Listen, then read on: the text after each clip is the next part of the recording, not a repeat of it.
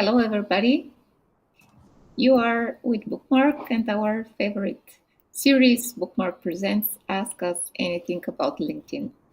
You are either watching us on LinkedIn with this LinkedIn Live or are listening to the podcast BookMark Presents. Wherever you are, welcome. Thanks for being with us. We are going to have 45 minutes with us and we're going to answer any question you have about LinkedIn.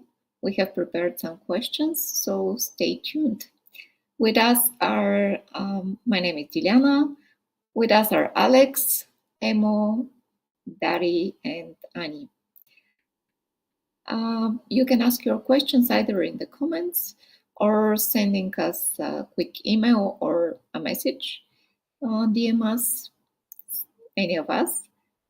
You can ask anything you want about your personal presence on LinkedIn or that of your company. No matter what is of your interest, just give a shout. I'm going to give the microphone to Emo this time, who is going to answer a question that appears recently about the keywords on LinkedIn, whether they count in Google search. Should we pay attention to the keywords in the title or in the whole article? Emma, can you tell us something about that? Definitely. Hello, everyone, from me as well. Nice to see you. Nice to read your comments. So feel free to leave any if you have. I will be brief this time, as last month I was speaking pretty much the whole time. So I will try to be as brief as possible. We will speak about an important topic, which I'm actually receiving questions every now and then on LinkedIn. Whether LinkedIn newsletters are important and whether they are actually indexed in Google. The short question is yes, they're important, and yes, they're being indexed on Google. But how can we be better with them, and how can we influence the Google and our positions there? As you're probably aware, Google pretty much works with keywords, with different keywords. There are three types of keywords: broad, phrase, and exact match type of keywords. Every single type has its unique features, and in order to rank and to index better on Google, you need to know at least the basics for those three different types. So I'm just going to give you a brief explanation on those. Let's imagine that we are writing a topic about some shoes. We want to index an article that is selling shoes. Uh, Speaking about broad keywords, if a customer eventually or just a user of Google writes running shoes, our um, our article can appear to them as we are in the exact match of what they're looking for. This is basically an exact match on Google. As exact as the match gets, as smaller the target of audience gets. Meaning, if we want to really find our unique audiences, we need to narrow down the searches and to really tackle those spots that nobody really enters. Giving an example with my personal newsletters, something I'm doing, I'm always writing newsletters about LinkedIn, and especially newsletters that are connected to LinkedIn features and different marketing tips and tricks. So every single time I'm writing their titles, the titles of the newsletters, I'm trying to be as precise as possible. So whoever is actually looking for the topic or for the article on LinkedIn or on Google can actually find it easier. So, in case you have any questions, actually, I'm not, as I said, I'm not going to go into a lot of details. If you have any questions about the different type of targeting, you can leave your questions in the comments and we'll speak about them afterwards. But as for now, I believe that I can give the floor to the others. Emo, since you mentioned LinkedIn newsletters, uh, are there any new features around there? Maybe, I guess, around analytics, something you showed me, and I, in fact, don't have for my newsletter yet. If we recall our last Ask Us Anything episode, we spoke about LinkedIn Analytics and especially newsletter analytics. If you refer to this new feature, which is actually not really new now, it's like for past month or two. But yeah, the newsletter analytics gives you the opportunity to see how many subscribers you have, how many impressions your newsletters accumulate, who is following your newsletters, who is actually reading them, how many clicks, how many engagement you collect towards those newsletters. If you're referring to something else, please let me know so we can further explain it. But if you really mention, yeah, all right. Super. Speaking about new features, we always try to update you about anything new you can spot on LinkedIn and use it in the most effective way. Um, Something that came up yesterday from LinkedIn is about the creator mode, which we have talked about, but this time we're going to speak about it in a different light because it is going to not be optional. Why is that? And how can we take advantage of it? Dari, can you tell us that? Yep, of course. So, hi everyone. I got the honor to speak about the latest news, the latest things that are going in with LinkedIn. So some of you may have seen it, but yesterday all the people that have creator mode activated got an email. And basically what it says is, well, creator mode is going away, but it's not really going away in the ultimate sense, so to say. First of all, we are going to see gradual changes. According to the email, by the end of this month, the topics, the hashtags that we have under our profiles, if you've activated creator mode, talks about, they're going to disappear. And then later on in March, first of all, the option to toggle creator mode on and off, it will also disappear. Um, and the composition of your profile itself will change. So up until now, if somebody has creator mode on, then their featured section is one of the first things that you can see. But there will be a rearrangement. The about section will once again come on top of your profile. As you can see on the screen, Alex is showcasing the actual email. So what does this mean? We're telling people that, yeah, creator mode is being called off, but all the analytics and the useful features associated with it, according to LinkedIn, will still be there. So they're saying it was activated 2 years ago, 18 million people have participated, and they've given us feedback on what works and what doesn't work. So according to this feedback, we'll be making these changes. And these changes basically will be able to open up creator mode to all, or at least that's the way I see it. People that currently have it activated, once the big changes come in March, they will be able to toggle their CTA. They will be able to change it automatically. It will be set to follow, but they can change it back to connect. And yeah, my personal opinion on this is, because I deal with a lot of profile optimizations, a lot of the times, not a lot of the times, actually all the time, we suggest to people you should have creator mode on. It gives you more opportunities. It is a way for you to shine on LinkedIn better. But a lot of the times, initial reactions are sort of like, well, I don't feel like a creator. I don't feel like I sort of get a lot of content out. I write a lot. And of course, we tell people, well, you do need to write and to put up content to be able to use LinkedIn in the best way possible.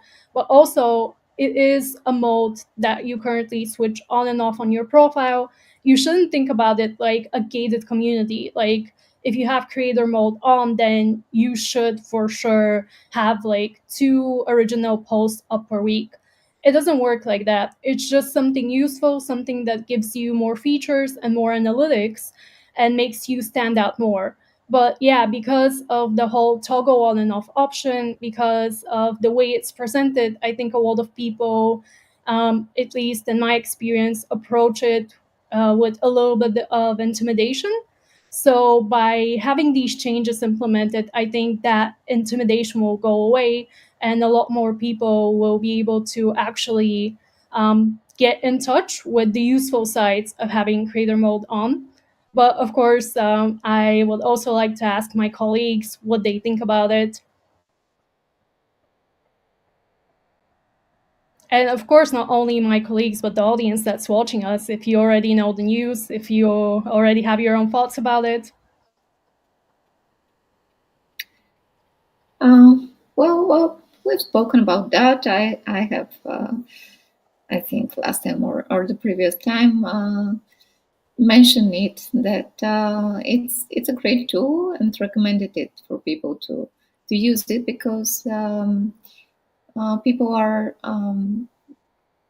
often have that psychological barrier to connect with you because when you connect with somebody, they have to prove your request, and that means that they would expect a message from you, and people sometimes are not ready for that. So they would be more likely to follow you instead of connect with you. So it's a recommendation to choose that call to action. As Dari said, you're going to have the 2 options, either to make the text on the button on your profile to be as connect or as follow.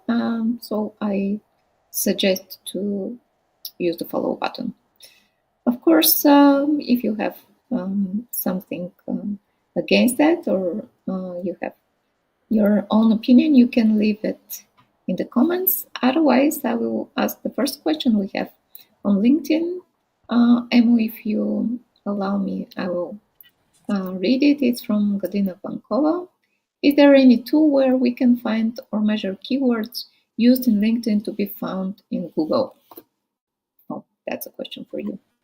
Yeah, thank you for the question, Galina.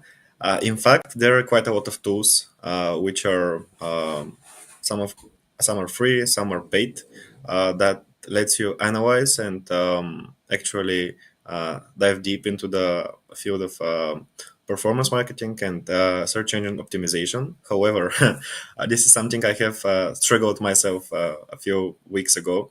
I have signed up for a tool that lets me analyze my content better, and it was the worst decision in my probably last month, as LinkedIn basically blocked my account for a couple of days, and basically they shadow banned me.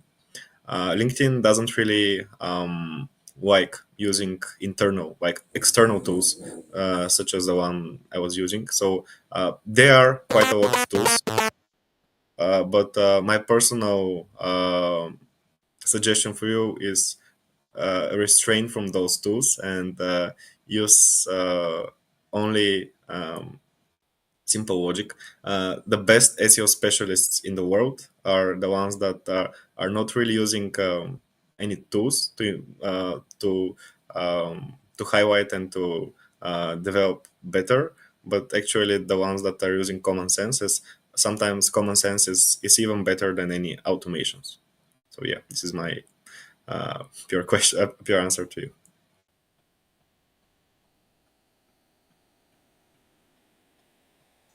We actually have one more question. If you don't mind, I can read it. Yeah, please. Yeah, we have a question I believe is directly from India. I've also it's from Shashank. I've also observed that these days people are using hooks to engage users. Can you share any copywriting tips which can be helpful for us to deliver good content? I think that everyone will have different opinions on on this matter. Something I'm personally using every single time I'm writing my posts, which are in fact in Bulgarian, but I'm using more or less. I'm trying. I cannot say that I'm using it all the time, but I'm trying to use controversial hooks, something that may catch the audience eye, and also numbers really help. Using numbers within your call to action, within your hook, within the core information of the post can help you elevate your results. But everyone else here, I'm confident that they will have something different that they're using, so they can share their opinion as well. Thanks, Emo. Well, it's not something new, Shashank. The thing that you observe that people recently use hooks. It's something that people always try to implement in their copies. There are different approaches, so there is not one single right answer. Probably, whoever you ask, you get a different answer. I would suggest also a few things, which are core core things that I would I would say that you must abide, and that is not to overwhelm your copy with different messages. It can be long, but try to send one or at the maximum two messages in that copy so that people can do whatever you want them to do with that text and with that post. So don't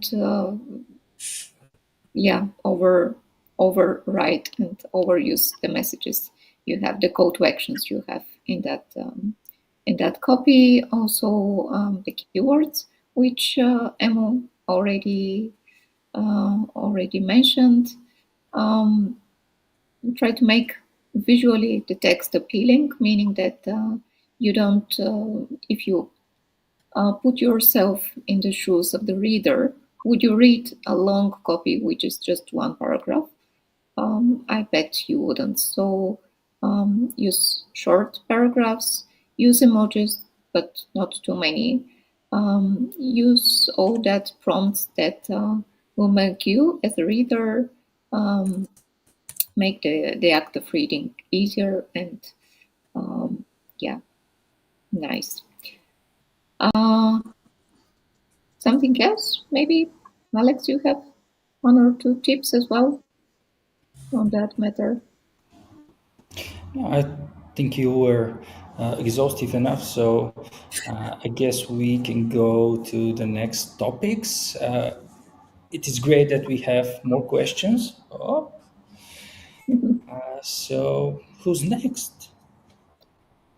We have a question from Svetlana. Emma, can you read it, and then We have two more questions currently. I'll read first the question from Sveti, and then further on we'll move back to the question from Shashank. All right, the question from Sveti. Hi, Sveti. We are glad that you're here as well. Her question is: could you share some tips? What type of language we could use in our LinkedIn newsletter when we have two audiences? Basically, she's saying that her audience is divided into types: Bulgarian and foreign companies. If we create a content in English, will our audience miss the local content? Thank you in advance. In fact, if anyone gives you the exact answer of this question and they tell you that they're 100% sure, there will be a wires, and most probably you will miss very important chances you may win. This is something we are struggling ourselves at some time. Having different audiences and adapting our content to those audiences. My personal feedback on this is focus on the main audience. As in marketing, you always have two audiences, primary and secondary. Focus on the primary audience and try to focus the main content, in your case the newsletters, on the primary audience. If the primary audience are Bulgarians, then adapt newsletters in Bulgarian. But if the primary audience you want to reach are, let's say, people from the Germany, then focus the content either in German or in English. You can basically reach your secondary audience using different type of formats, such as videos, such as blog posts, etc. But focus on the needs of the primary audience. Definitely. Thanks. Thanks, Emo. Something that recently came up as a topic is how and should at all we use the My Company tab and what it is. Um, I think we haven't spoken about that for a while, and it's something quite important because when we speak with companies and they share with us that they struggle in their efforts to engage with their employees, we always ask whether they have activated the My Company tab, and sometimes they don't know what it is. It's a feature that LinkedIn implemented in 2020, I think. I'm pretty sure it was in that year because it was an addition that they made with several other features with regards to the COVID pandemic and the blast of remote work at that time and the lack of opportunities for employees to engage with the organization, with its messages, and in as a whole in the life of the organization. At first, it was a feature that only large companies with more than 200 employees could have, but now that's not the case. So even if you have a small company, you can activate that tab.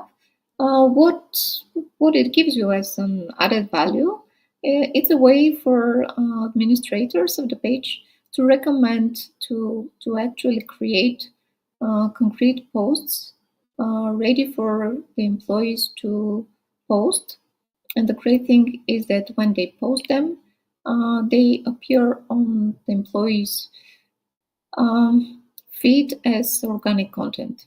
So use that place to put the important posts, important messages, and make your employees' lives easier in terms of creating content. You can see that you can upload a video or a text, an image, or whatever, a document as well. You can put the copy as well, or you can leave that space blank. But we suggest putting the copy as well. Of course, when the person pushes the post button, he or she will have the opportunity to change the copy so that they can make it personalized, and that's something we recommend. But it will be a much easier way for them to create content and to engage with the organization's messages. Something else is the trending co-working content, which is a way for the admins to see and for employees to see what content is performing best in terms of sharing. You can also, as you can see, Alex is leaving reactions there. And another great thing is that you have an option to analyze the results. So if you go to the analytics section, you will see the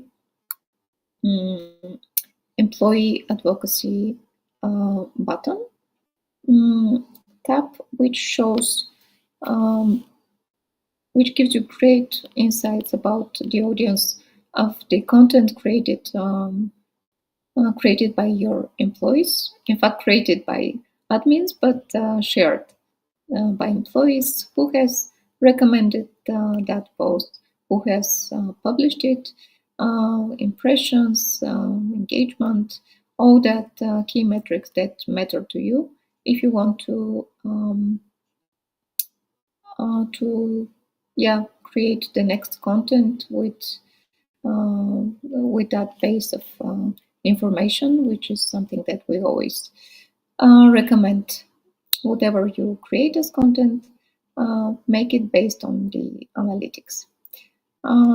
So yeah, it's a tool that is a must, I would say, because using the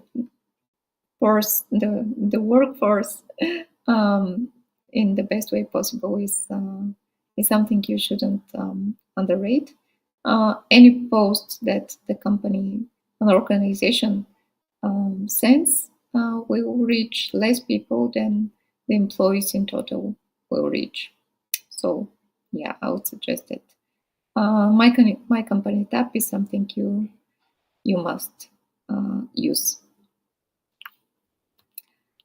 Okay, if we don't have another question now, I would ask Annie to give us her insights to the content in terms of visual appearance. She's one of our lovely designers in the team. So, Annie, what are you going to share with us today?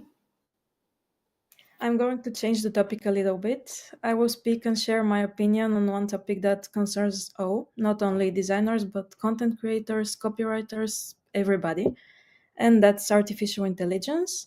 I hope that you're not sick of listening about AI. I will be short, I promise. My personal opinion as a designer is that artificial intelligence is a tool. It won't steal the jobs of any graphic designers or illustrators, and human generated content will always be appreciated. AI is here to be used as a tool and not a substitute. And just like painters 2 centuries ago thought that photography would take the place of painting, and painters thought that photographers were just the people that couldn't paint. No, they're completely separate things, and one shouldn't substitute the other.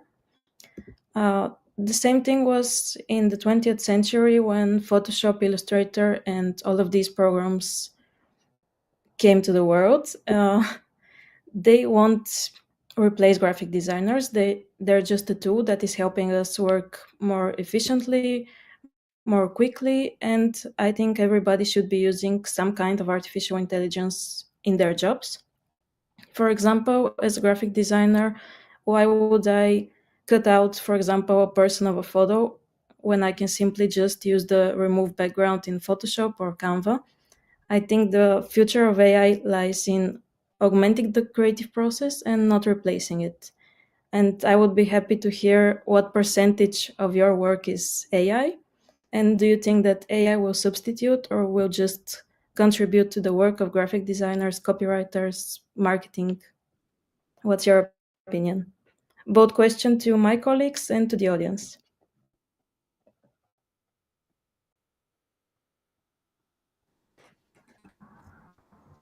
Well, maybe I can share a few thoughts since I've been using ChatGPT for my LinkedIn content. Of course, the Dolly feature of the LLM.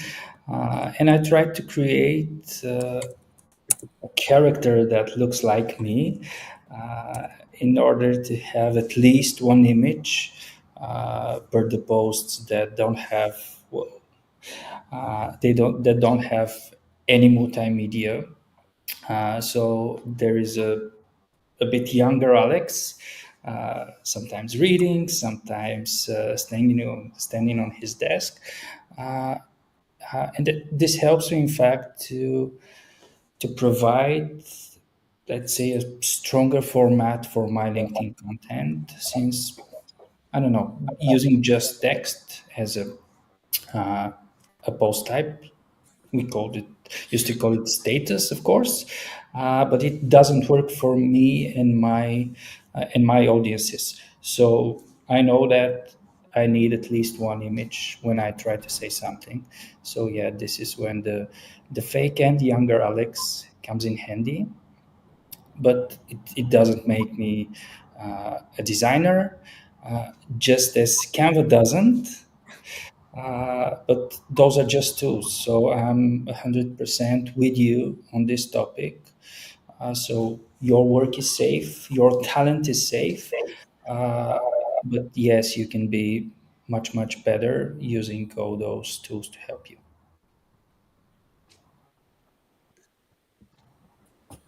Great. We have one question. Emo, do you want to read it? Yeah, actually, we have two questions. I'll start with the first one in terms of uh, of being asked. It was from Shashank. It was like 10 minutes ago. His question was: there are many bots which are used by people to get good engagement on LinkedIn. How can we compete with those people? That's actually something I was recently asked. In fact, 2 days ago, a friend of mine asked me, "Do you think that I should enter such?" For anyone who doesn't know, a bot on LinkedIn or specific groups, which basically consist of, let's say, 20 to 30 people who engage with the content of the others. Let's say I'm posting a video and I'm messaging Didi, Alex, Ani, and Dari. Please share and subscribe to my and like my new content, whatever. Um, I'm a bit under the weather for this, as a friend of mine, actually another one, messaged me a few days ago as well, mentioning that he messaged a few of his friends asking them to engage with the content he shared, and then LinkedIn just deleted the content due to the vast amount of messages he sent about this content, and due to um, the vast amount of engagement he received out of out of nowhere. So the bots are something that are being used, and they will most probably continue to be used forever. In fact, as I really doubt that LinkedIn can really monitor those post groups, but for your own safety, as I mentioned, LinkedIn is really persistent on blocking and shadow banning different accounts due to specific reasons. I believe that those bots are one of the reasons. So refrain from using such groups, such closed communities. Just be authentic, be yourself, tell your story, and everyone will engage with you at some point. And yeah, if anyone wants to mention anything, if not, we have a question from Sveti, which I believe Alex can like enlighten us on the event. Alex, if you don't mind.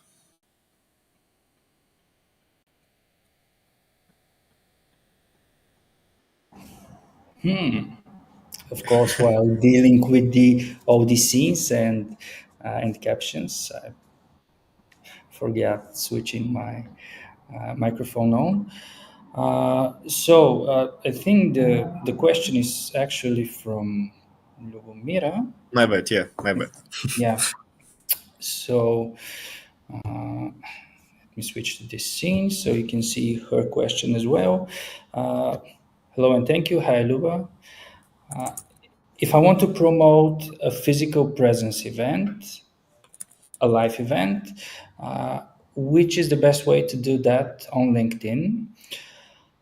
So this is a huge pain of mine since LinkedIn events used to have the so-called event feed. And what we used to do is to create separate strategies for those events, just like separate channel of communication, a separate vector, as you can say, as well. So whatever you use as a main channel, you need to have separate batch of updates of content. You should present the topics. You can present the lecturers. You can present the panel discussion participants.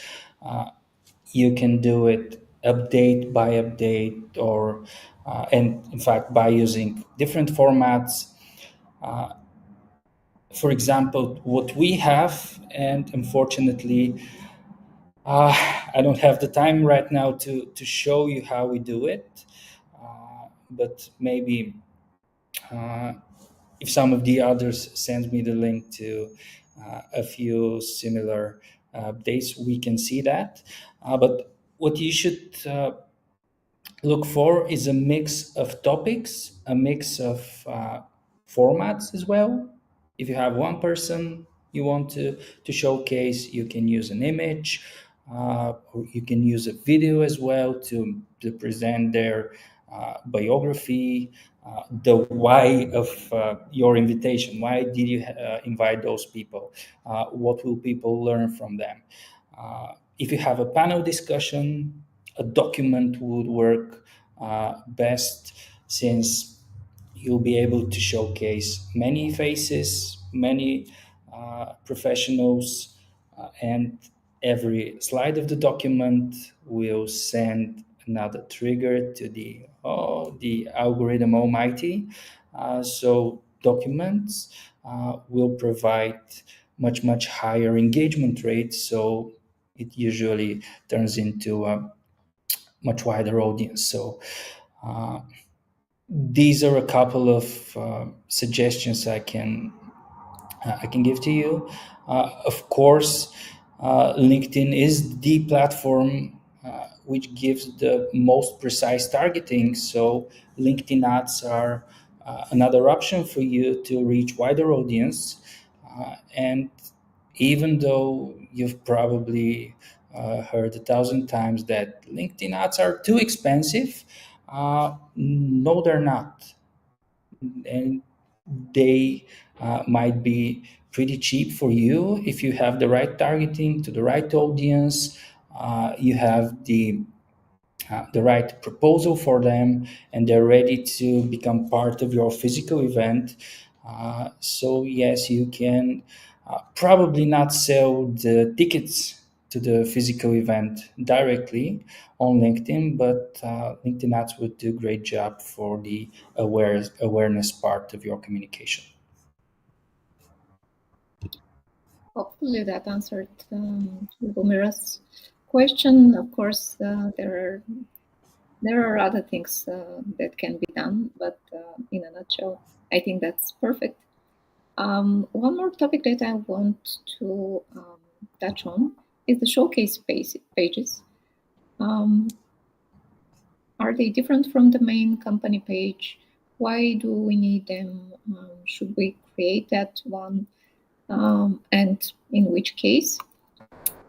Alex, can you tell us a bit more on that? Yeah, of course. Thank you.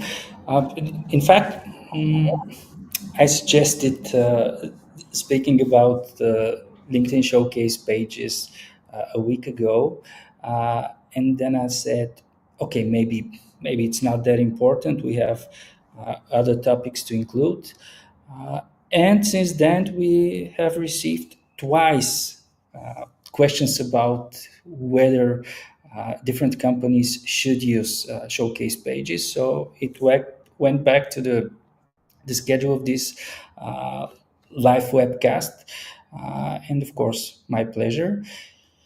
So let me show you what LinkedIn Showcase pages look like. Here we are. Looking once again to Ani, since she was talking about the creative side of LinkedIn. Yeah, a good way for us is to showcase the Adobe showcase page about their Creative Cloud. As a structure, showcase pages are pretty much similar to the bigger the corporate pages, which are called just LinkedIn pages. What we have is, of course, the home tab, which is kind of a hub. You see part of the about text, you see the recent page posts, products are also available as a feature, not only for corporate pages, but for showcase pages as well. You have the upcoming or past events. So everything as a content that we have on corporate pages, we have it here. You can see the About tab, the company overview, locations, etc., products, posts. What we don't have here yet, or won't have at all, is the People tab. And this is because showcase pages are dedicated to different brands, not to companies. So if you are a larger company and you have different brands, different products, and if you communicate them all on your followers, which means you may have 5, 10, 20 if you're Adobe or Microsoft, etc., different audiences, even the, let's say, 10, the topic you will post about will be interesting for 10% of your audience. And the other 90%, they just won't react. So it is better for you to, as a strategy, to create a separate showcase page.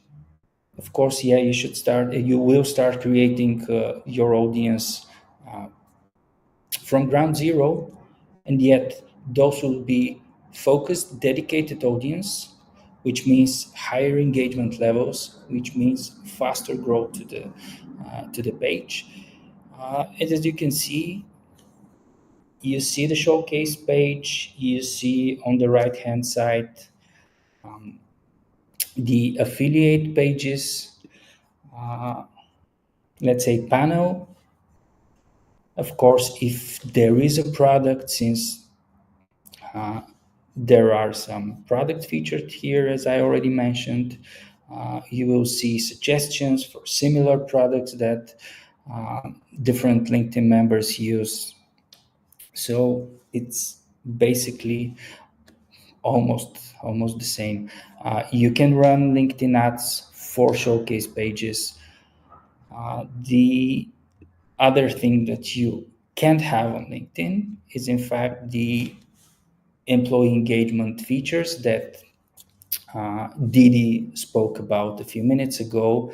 But once again, if you have a strong brand, which is a different brand from the corporate one, you can and maybe you should create a showcase page. Of course, if you are in the beginning of the brand management process. And yeah, that's pretty much that. Of course, almost all of the strategies that you can use to develop your company page can be used for showcase pages. But still, if you need your corporate page for a different goal, let's say for employer branding, it would be better to create a separate vertical for the brand, which is, as this one, product, B2C oriented mostly for designers, for freelancers, mixing the communication with employer brand messages will in fact lead to lower engagement. So you can definitely think about splitting the communication and the messages. Thanks, Alex. I think that more company representatives will think about having a showcase page now. We have one more question. I suggest for it to be the last for this live. Emo, can you read it? Definitely. The question is once again from Lubomir. Her question is following up the last question she asked. And precisely the question is, if I send a private messages with invitations to see my event, is it okay? I'm not sure in LinkedIn whether the people on LinkedIn would accept this as a move to boost her impressions to the event, or more or less inappropriate action from her side. I would take the floor for an answer, and then we'll give the room to the others. If you have a strong community on LinkedIn, no matter how how big is it? Whether it is a small group of let's say 50 to 100 people who usually engage with your posts, or even a big like group like thousands of people. If they really value your proposition, if they really admire your